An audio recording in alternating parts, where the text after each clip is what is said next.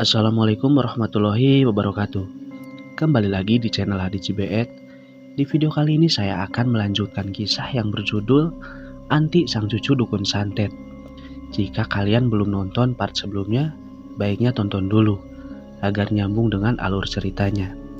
Cerita ini ditulis oleh Rama Atmaja. Jika kalian ingin membacanya secara langsung, nanti saya kasih linknya di deskripsi. Dan buat kalian yang punya cerita ingin saya bacakan, silahkan kirim lewat email atau WhatsApp admin yang ada di deskripsi. Sebelum lanjut videonya, buat kalian yang belum subscribe ke channel ini, mari bantu klik tombol subscribe-nya dan nyalakan lonceng notifikasinya, agar kalian tidak ketinggalan cerita terbaru dari channel ini. Dan kalau kalian suka dengan cerita yang saya bagikan, silahkan klik tombol like-nya dan bantu share video ini sebanyak-banyaknya. Agar kalian tidak penasaran, yuk langsung aja kita mulai ceritanya.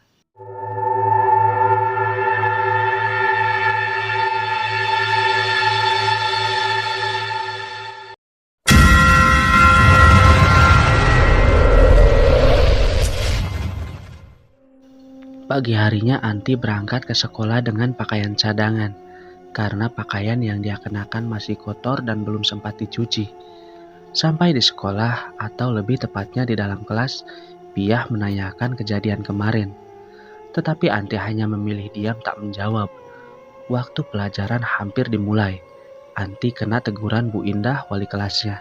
Anti, kalau sakit dan mendadak pulang, harus memberitahu pihak guru. Jangan seperti kemarin. Iya Bu, jawab Anti.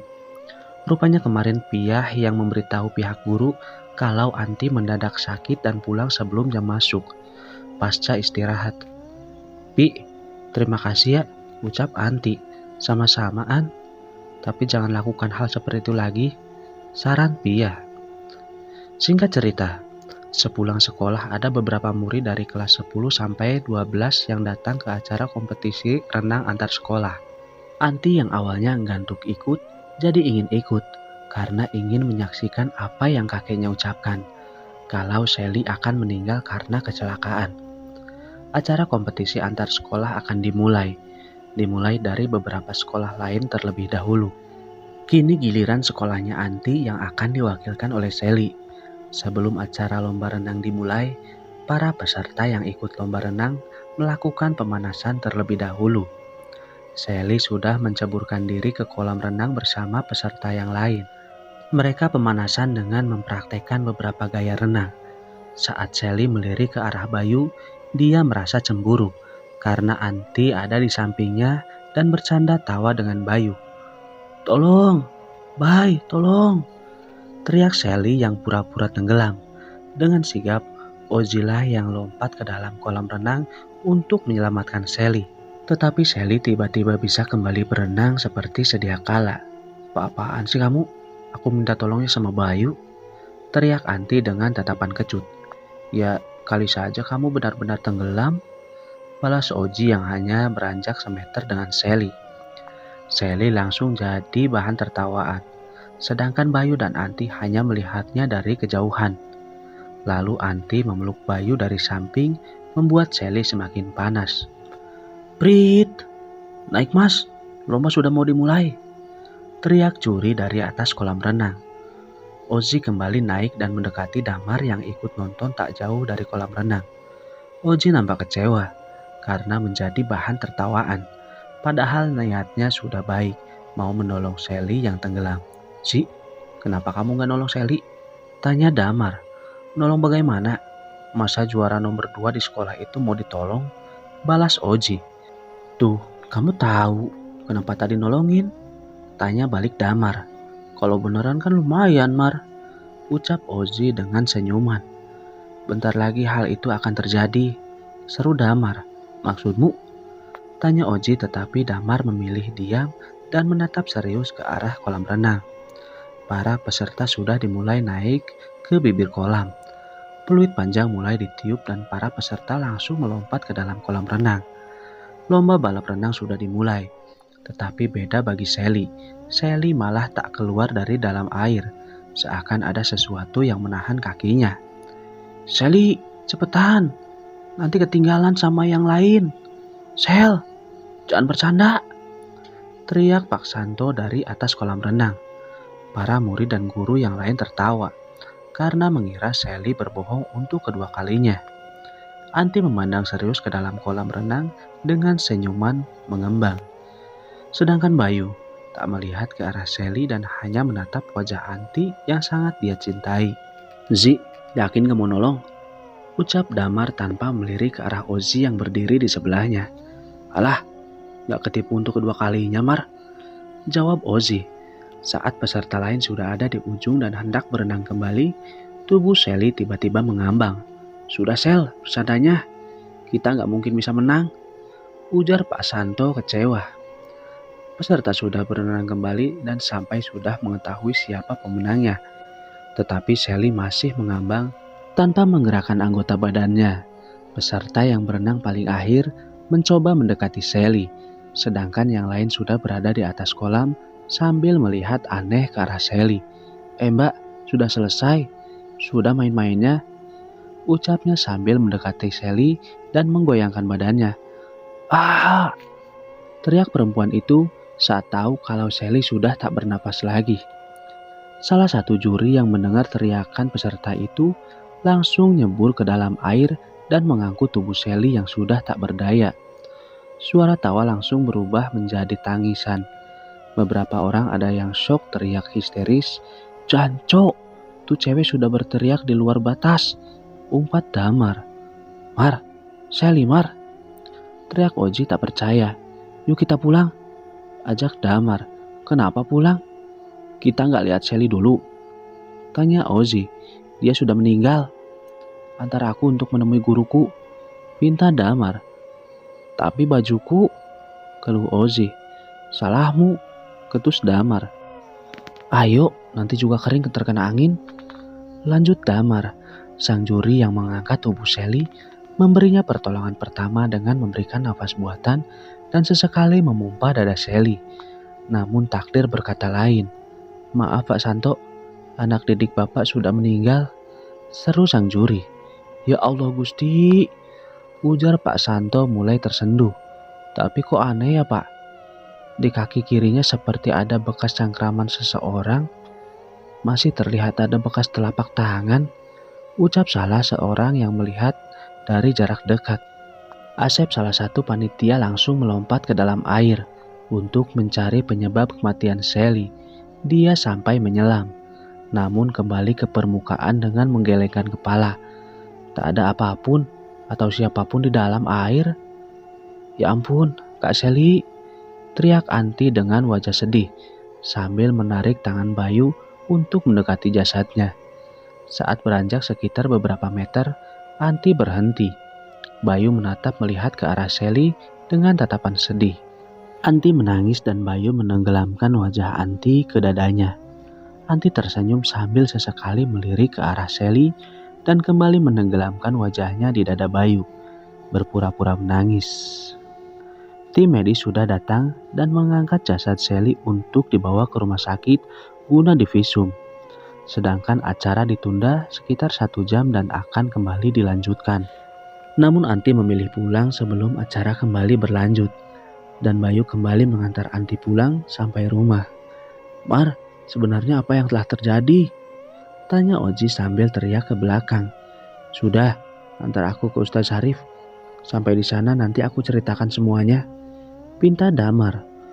Oji menambah kecepatan laju motornya agar cepat sampai di tujuan.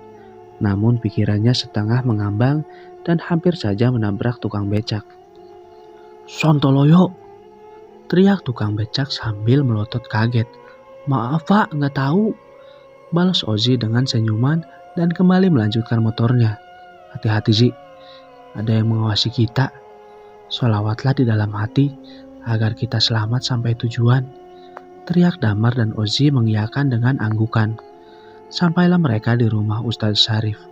Keduanya turun dari motor dan melepas helm. Damar mulai melangkah maju, tetapi tangannya ditarik Ozi. "Mar, cerita dulu. Katanya mau cerita kalau sudah sampai," jelas Ozi. "Itu cewek sudah kelewat batas," jawab Damar berbalik menjelaskan. "Cewek siapa?" Apa ada salah satu peserta yang sengaja menginginkan hal itu terjadi? Tanya Ozzy. Bukan peserta, tapi cewek itu. Balas Damar. Cewek itu mulu jawabannya. Mana aku tahu? Keluh Ozzy. Itu siapa sih yang kemarin kamu bilang? Si An, siapa sih? Yang pacar teman adik sekelasmu? Yang cewek populer itu? Jelas Damar. Anti pacarnya Bayu? Teriak Ozzy muncrat. Buset, cigomu kok aja aku semua nih. Guru tuh Damar. Hehehe, maaf kelepasan. Ucap Ozzy. Masuk aja yuk. Aku malas kalau menceritakan sama dua orang. Nanti juga tahu. Karena aku akan mengeluhkan hal ini pada Pak Ustadz. Ajak Damar dan mereka pun melangkahkan kakinya lagi untuk mendekati kediaman Ustadz Syarif. Sudah seharian penuh, orang tua dan kerabat Sally berada di rumah sakit. Akhirnya, hasil visum keluar dan mengatakan kalau kejadian tersebut murni kecelakaan. Bekas tangan yang menempel di kaki Sally tak ada. Bekas penganiayaan atau obat-obatan pun tak ditemukan. Malam itu juga Sally dikebumikan. Pak Santo dan beberapa murid yang ikut ke acara pemakaman seakan tak percaya kalau hal itu bisa terjadi. Di sisi lain, Anti dan kakeknya tertawa begitu puas dengan kejadian yang menimpa Sally. Namun di sela tertawa keduanya, Mbah Roji terdiam. Kenapa kek? Tanya Anti bingung. Oh iya, bagaimana dengan kedua temanmu yang itu? Tanya kakeknya. Casey sakit saja kek? Jawab Anti. Baiklah. Tapi ada satu hal yang mengganjal di pikiran kakek. Ucap sang kakek. Apa itu kek? Tanya Anti penasaran. Tidak apa. Jelas kakek memendam apa yang ingin dia beritahukan. Sudah malam, sebaiknya kamu tidur. Lanjut sang kakek. Iya kek, ya sudah. Anti mau tidur dulu. Balas Anti lalu keluar ruangan sang kakek dan pergi ke kamarnya untuk segera tidur. Beberapa hari sudah berlalu. Rina dan Gita masih belum bisa sekolah. Karena sakit yang mereka derita, sudah bermacam-macam obat diminum dan sudah beberapa rumah sakit didatangi, tetapi tak ada hasil. Medis bilang kalau mereka mengalami kelelahan dan stres karena perjalanan. Rina bingung dengan sakitnya yang tak kunjung sembuh, apalagi setelah tahu kalau Sally sudah meninggal. Rina takut kalau tak lama lagi dia akan menyusul Sally dan mencoba meminta maaf kepada Anti. Malam itu Rina menelpon Bayu untuk meminta nomor Anti. Awalnya Bayu enggan, tapi setelah dipaksa dan Rina terus memohon, Bayu pun memberikan nomor Anti kepada Rina. Lalu Rina pun menelpon Anti. Tut, tut, tut. Iya, halo siapa ya? Tanya Anti dari balik telepon. Ini Anti ya? An, ini aku Rina. Jelas Rina dari balik telepon. Iya kah, ada apa? Jawab Anti dengan lembut. An, aku minta maaf sama kamu. Kalau aku punya kesalahan, ucap Rina dengan sedikit terbatuk. Kesalahan apa ya kak? Tanya Anti berpura-pura tak tahu. Sebenarnya Sally yang merencanakan kejadian itu. Tapi demi Tuhan An, aku tak tahu kalau Sally akan bertindak seperti itu. Yang aku tahu, aku disuruh untuk memisahkan kamu dan Bayu, agar Sally dan yang lain bisa mendekatimu. Jelas Rina. Gak apa-apa kok kak, aku tak pernah menyimpan dendam dan sebenarnya aku sudah tahu, tapi sudah aku maafkan kok kak. Jawab Anti. Ya Allah Anti, kamu baik banget. Pantas Bayu tergila-gila padamu. Bukan hanya cantik, tapi kamu juga berhati baik. Ucap Rina kagum.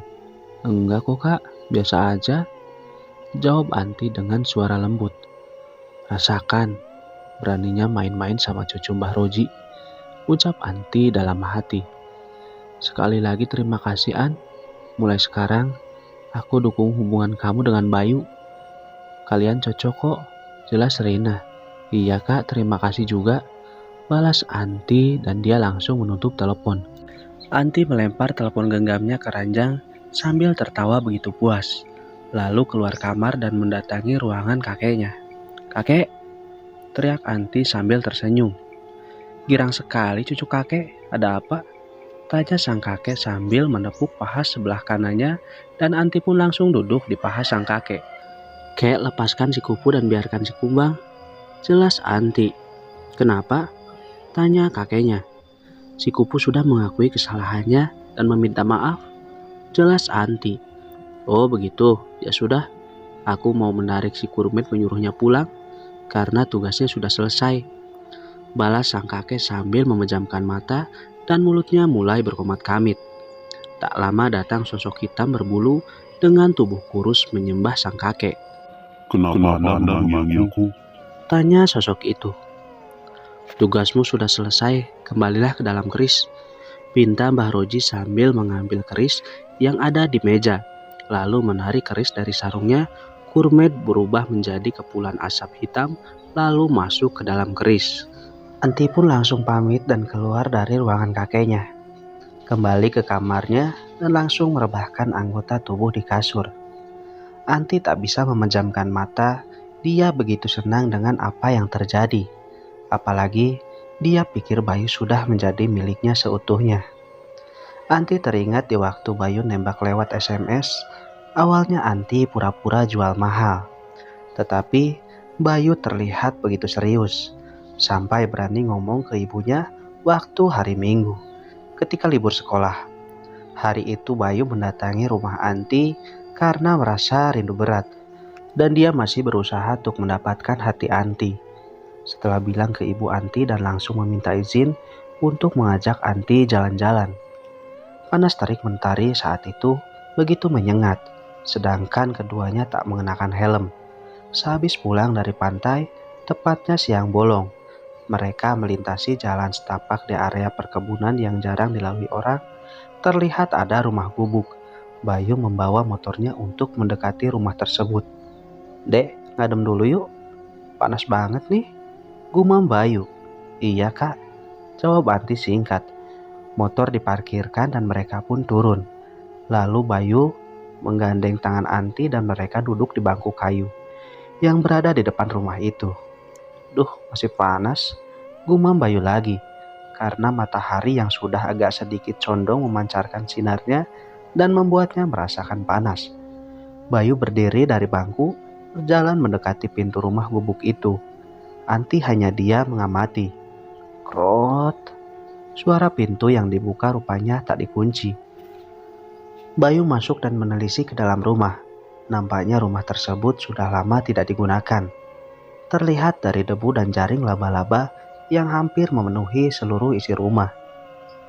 "Dek, kesini deh. Di situ panas," teriak Bayu. "Iya kak," balas Anti dengan teriak juga, dan Anti mulai bangun dari tempat duduknya lalu mulai melangkah masuk. Anti melihat Bayu tengah membersihkan ranjang bambu yang kotor penuh dengan debu pakai baju miliknya. Bayu sampai rela melepaskan bajunya hanya untuk membersihkan ranjang itu. "Kenapa harus dibersihkan? Dan kenapa bersihnya pakai baju kakak? Kan jadinya kotor," ucap Anti. "Biar kita bisa duduk," jawab Bayu singkat. Dirasa sudah bersih, Bayu duduk di atas ranjang itu, lalu mempersilahkan Anti untuk duduk di sampingnya. "Dek, gak panas?" tanya Bayu. "Panas sih kak," jawab Anti sambil melepaskan satu kancing bajunya yang paling atas. Anti duduk dan Bayu agak sedikit berdiri, matanya melihat ke dalam kancing baju Anti. "Ih, kakak, nakal deh," keluh Anti malu-malu sambil menutup dadanya dengan kedua tangan. "Hehehe, tanggung dek," ucap Bayu tersenyum. "Segini?" tanya Anti sambil melepas satu kancing lagi. "Lagi dek," pinta Bayu. "Ih," keluh Anti. "Ya sudah nih, sekalian saja." Timpa Anti membuka semua kancing bajunya dengan tatapan sinis namun berganti dengan senyuman manis. "Mantap," teriak Bayu. Cerup. Suara bibir yang bertemu. Bayu mencium Anti tanpa permisi. Awalnya Anti kaget, namun mulai meladeninya. Mereka berciuman dan perlahan Bayu menidih tubuh Anti, hingga Anti terlentang di atas ranjang bambu sedangkan Bayu tepat berada di atasnya dan keduanya masih terus bersiuman. Tangan Bayu mulai meraba daerah rawan tanjakan, membuat Anti sedikit mendesah. Tak sampai di situ, bahkan Bayu mencoba menelusuri terowongan dan mendapatkan daun pintu yang sudah ditumbuhi tanaman rambat. Bayu membuka pintu tersebut dengan jari-jarinya, membuat Anti semakin mendesah. "Ah, lama!" teriak Anti yang langsung membalikan posisi sampai Bayu berada di bawah. Anti langsung melepaskan semua yang dikenakan dan melepaskan yang dikenakan Bayu. Lalu mereka melakukan hubungan itu. Setelah selesai melakukan hal yang tak seharusnya, mereka mengenakan pakaian masing-masing. Dan di saat itu juga, Bayu bertanya, "Dek, apa ini tandanya kamu sudah menerima cintaku?" Tanya Bayu tanpa menatap, karena masih mengenakan pakaiannya. Kasih tahu nggak ya?" Jawab Anti. "Enggak." Timpa Anti membuat Bayu terdiam. "Tapi bohong." Hehehe. Sambung Anti lagi dengan tertawa. "Jadi?" tanya Bayu ragu sambil menatap dengan wajah memelas. Tanya Anti tersenyum sambil memandang Bayu. Lalu melepaskan kembali pandangannya sambil menekan celana. "Hore!" teriak Bayu kegirangan. Teriakan kegirangan Bayu membuat Anti kembali melirik dan dia menutup mulutnya dengan tangan kanan. Sedangkan tangan kiri masih memegang celana yang baru sampai paha. Hahaha. Anti tertawa sambil menutup mulut dan menunjuk ke arah resleting. "Aduh, kejepit!" teriak Bayu sedikit menahan rasa sakit. "Makanya kalau pakai resleting lihat-lihat, apalagi tidak pakai celana dalam. Jadi kejepit kan?" ucap Anti tersenyum sambil mencoba menolong Bayu. "Hehe, lupa. Habisnya celana dalamku dipakai untuk bersihin air madu." Hehehe. Jelas Bayu membuat Anti tertawa dan mereka berdua ketawa. Anti senyum-senyum sendiri dikala ingat hari itu. Dia merasa berterima kasih pada jarik pengasihan dan mulai bangkit dari tempat terbaringnya. Lalu berjalan ke arah lemari untuk mengambil jarik pengasihan. Anti mengambil jarik dan memeluknya, lalu duduk di atas ranjang sambil sesekali mencium jarik pengasihan. "Tapi kasihan kamu, Kak, karena aku sudah punya suami. Malah sampai 2, gumam Anti menaikkan pandangan wajahnya.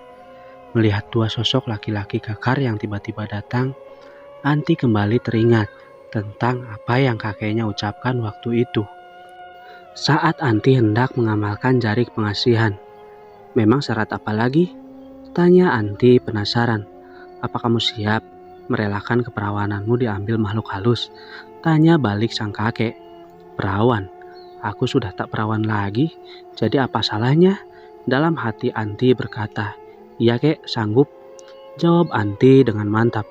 "Kalau begitu, hari Selasa kamu sudah mulai berpuasa," ucap sang kakek. "Terima kasih kek," balas Anti dengan senyuman. Anti hendak melangkahkan kakinya untuk keluar dari ruangan Bahroji, baru sampai pintu kakeknya menghentikan langkah kaki Anti. "Tunggu," teriak sang kakek.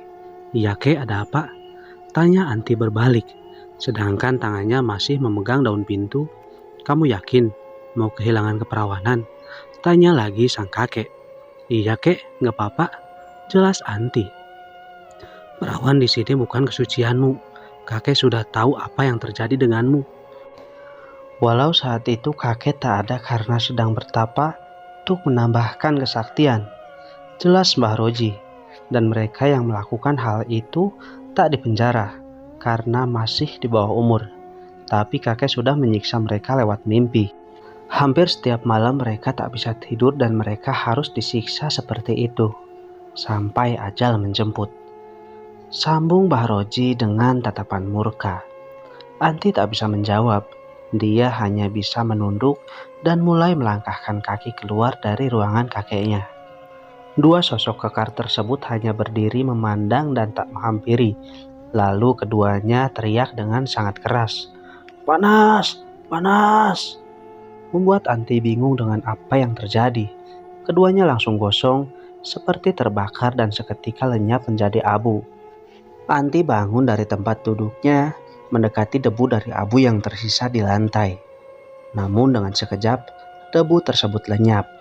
Anti merasakan hawa kehadiran lain. Seketika dia membalikan tubuh dan langsung diterjang oleh sosok nenek kebaya dengan teriakan dan tatapan murka. Anti terbangun. Rupanya apa yang dia lihat hanyalah mimpi. Syukurlah hanya mimpi, gumam Anti. Anti langsung duduk dengan keringat yang membasahi tubuh. Dia mengelap keringat di wajahnya. Hah? Jarik pengasih? Gumam Anti kaget karena yang dia pakai untuk menghilangkan keringat bukanlah selimut. Kalau aku pegang jarik, berarti tadi itu? Tanya Anti bingung. Anti langsung berlari keluar kamar. Tengah malam dia memaksakan diri untuk masuk ke ruangan kakek. Anti membuka pintu dan langsung memanggil kakeknya. Kek, kakek, teriak Anti sambil matanya menelisik. Astaga kakek, teriaknya kaget melihat sang kakek terkapar di lantai dengan mulut mengeluarkan darah segar dan sesekali menyembur ke udara. Kakek, teriak Anti terbangun dari mimpi. Anti kebingungan sambil menatap langit-langit kamar.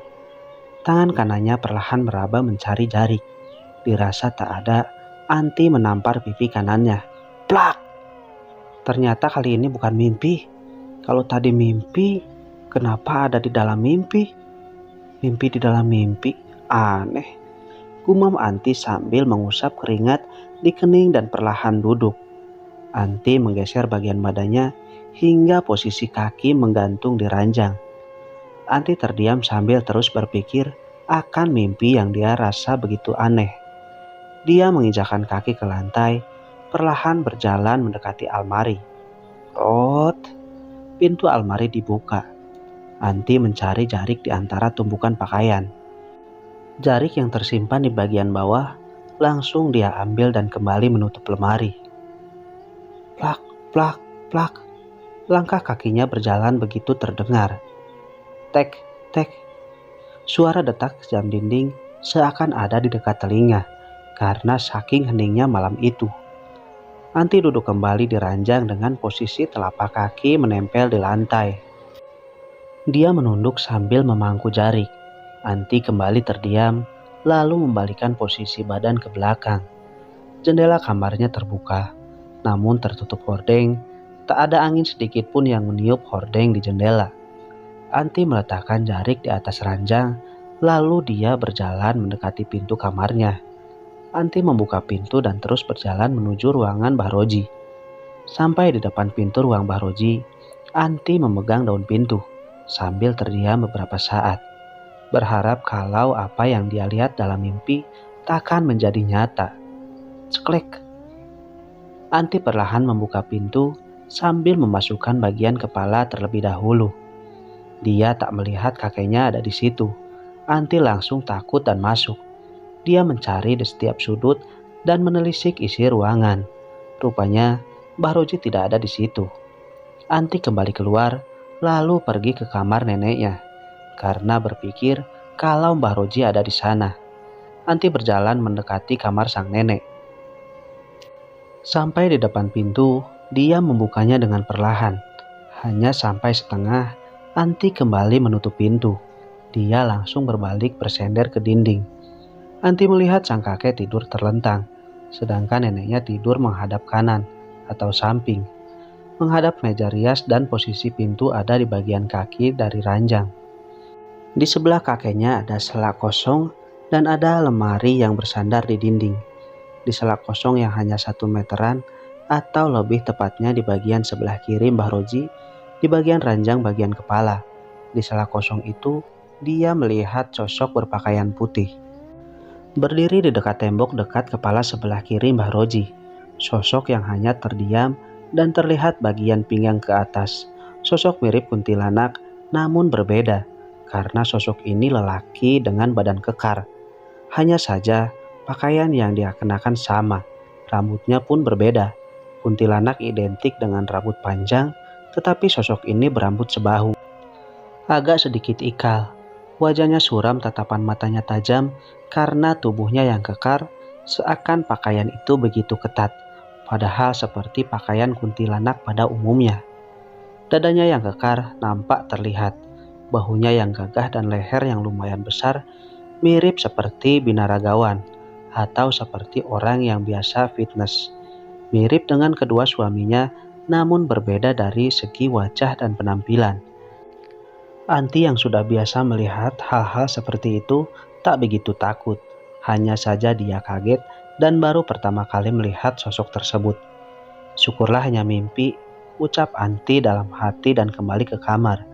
Baru masuk dan menutup pintu, Anti kaget saat melihat ke arah lemari. Sosok nenek kebaya tersenyum sambil mengayunkan kedua kaki. Anti menelisik area kamar, tetapi tak menemukan sosok kedua suaminya itu. Anti tak menggubris sosok nenek kebaya dan mulai membaringkan tubuh ke atas ranjang. Tidur miring menghadap kanan melihat ke arah jendela, membelakangi sosok nenek kebaya yang terus menatapnya.